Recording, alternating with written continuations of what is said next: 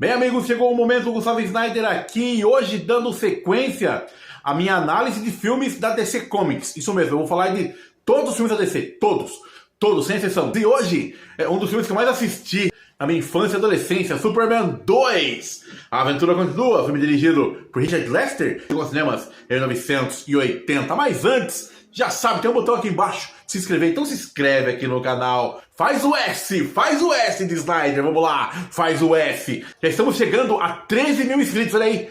13 mil inscritos, então se inscreve aqui no canal, vamos lá. Se inscreve agora, eu espero você se inscrever. Vamos lá, aperta o botão, é só apertar rapidinho. Apertou? Apertou? Muito bem, excelente! Eu quero também agradecer aos membros do canal que ajudam e incentivam o nosso trabalho. Por falar nisso, venha ser membro do nosso canal. É menos de R$3, R$2,99. Olha aí, R$2,99. Você tem conteúdo exclusivo feito pra você. Se não puder ser membro, não tem problema. Curte o vídeo e compartilha, porque hoje voltaremos até os anos 80 para celebrar a segunda aventura do maior herói de todos os tempos. Superman 2 com certeza é um dos filmes que eu mais assisti na minha infância e adolescência, sabe? Sempre que ele era anunciado, eu ficava o dia inteiro sentado em frente à TV esperando esse filme passar. Teve uma época da minha vida, inclusive, que eu gostava mais de Superman 2 do que de Superman 1. Olha aí. Hoje é claro que eu prefiro o primeiro, mas o segundo é quase tão bom quanto o filme original. E faz sentido pensar nisso porque os dois filmes foram feitos ao mesmo tempo. O Richard Donner, quando vai fazer o primeiro filme, ele aproveita e faz 75% do segundo filme. Acontece que as filmagens do Superman foram caóticas.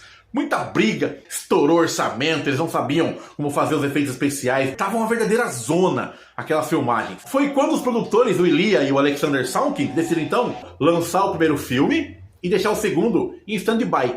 Se o primeiro fosse sucesso, eles voltariam para lançar o segundo. E assim foi feito. O primeiro sai em 78, se torna um grande sucesso. Um sucesso que coloca no mapa adaptações de quadrinhos, e assim eles obtêm o sinal verde para a segunda produção. Acontece que é muita briga com o Richard Donner e ele é mandado embora no segundo filme. Eles trazem então Richard Lester, que já era ali um consultor do primeiro filme, para dirigir a obra. O Richard Lester era um cara que tinha uma veia de comédia muito grande, sabe? Hoje, mais velho, eu consigo ver perfeitamente quais cenas são do Richard Donner e quais cenas são do Richard Lester. Explico. Por Richard Lester ser acreditado como diretor, ele tinha que ter dirigido mais de 50% da produção. E foi o que ele fez. Ele descartou muita coisa que o Donner colocou no segundo filme e incrementou com cenas novas. Por isso que o humor do filme é meio desbalanceado, sabe? Meio desencaixado. É o Richard Lester tentando encaixar a sua visão na obra do Richard Donner. Anos depois, o Donner lança sua versão. Não é uma versão de diretor, mas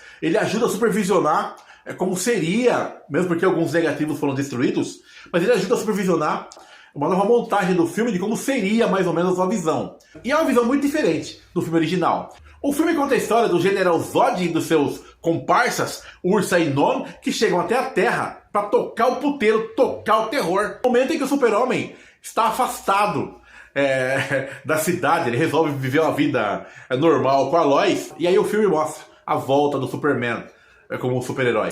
Superman 2 foi o primeiro filme que teve uma batalha de seres super poderosos, sabe? Aliás, é impressionante como o filme constrói a presença do General Zod. Ele não é só um vilão, ele é a soberba em pessoa. É impressionante como ele olha para o ser humano e ele enxerga apenas formigas.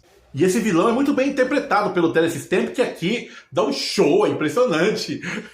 A atuação do Terence Stamp aqui, ele tem um nariz empinado, cara arrogante, que dá raiva, é impressionante como dá raiva do Terence Stamp aqui. Mas ele tá espetacular em cena, espetacular. Gene Hackman também tá aqui com o seu Lex Luthor, só que foram usados algumas cenas de arquivo uma vez, e quando o Richard Donner é afastado da produção, ele também não volta pro segundo filme. Então ele tem um papel mais reduzido e algumas cenas do Lex Luthor são feitas com o dublê. Claramente você vê o dublê do Lex Luthor em cena. A mesma coisa acontecendo com o Marlon Brando. Inclusive o Marlon Brando não deixou usar suas cenas e o Jor-El não aparece aqui sendo substituído pela Lara da Susannah York. O filme, apesar de ter duas visões diferentes do Richard Donner e do Richard Lester, ainda mantém o interesse. E as inserções do Richard Lester são visíveis, mas são muito boas. Apesar de ele passar um pouco do tom nas piadas, ainda assim, a maioria delas ainda funciona. O filme tem alguns momentos muito bons, sabe? O primeiro deles é quando o Superman volta a ser humano para ter uma vida normal com a Lois. E todo esse segmento que ocorre à parte do General Zod, né? Todo esse segmento é dirigido com uma delicadeza tão bonita que você fica tocado. Porque no fim, o que o Superman sempre quis era ter uma vida normal. E inclusive isso é usado depois pelo próprio Alan Moore, lá no Para o Homem que Tem Tudo, em 85. E essa parte toda é muito bonita, sabe? Mas quando o Super-Homem volta a toda a força para enfrentar o Zod, meus amigos, vou falar pra vocês, viu? A sequência é muito boa, porque tem uma das batalhas mais incríveis vistas no filme de super-herói. Aliás, durante muito tempo, essa batalha do Super-Homem contra os 3 kryptonianos foi a masterpiece das masterpieces, quando o assunto era batalha de super-heróis. Ela tem alguns maneirismos do Richard Lester, ele insiste em fazer algumas piadas fora do tom, ainda assim a batalha em si é muito boa. O elenco aqui tá mais confortável, a Margot Kidder também